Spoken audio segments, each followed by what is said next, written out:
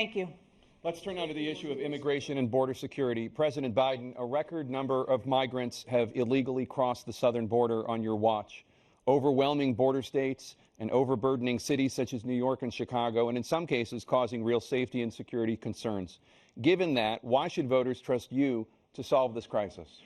Because we worked very hard to get a bipartisan agreement that not only changed all of that, it made sure that we are in a situation where you had no circumstance where they could come across the border with the number of border police there are now.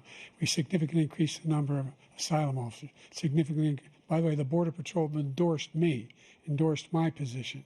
In addition to that, we found ourselves in a situation where when he was president, he was separating babies from their mothers, putting them in cages, making sure the families were separated. That's not the right way to go. What I've done since I've changed the law, what's happened? I've changed it in a way that now you're in a situation where there are 40% fewer people coming across the border illegally. It's better than when he left office.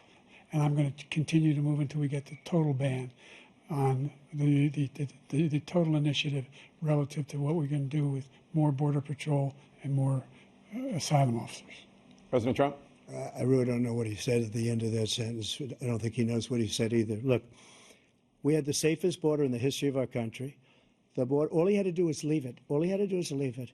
He decided to open up our border, open up our country to people that are from prisons, people that are from mental institutions, insane asylum, terrorists. We have the largest number of terrorists coming into our country right now, all terrorists, all over the world, not just in South America, all over the world. They come from the Middle East, everywhere. All over the world, they're pouring in.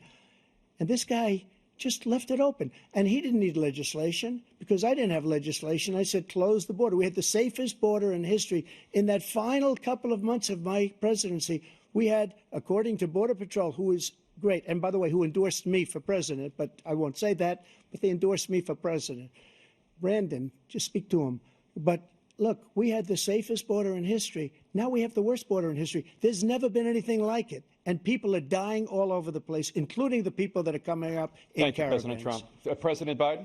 The only terrorist who's done anything crossing the border is one who came along and killed under his administration, killed an al-Qaeda person coming in his administration, killed 3 American soldiers.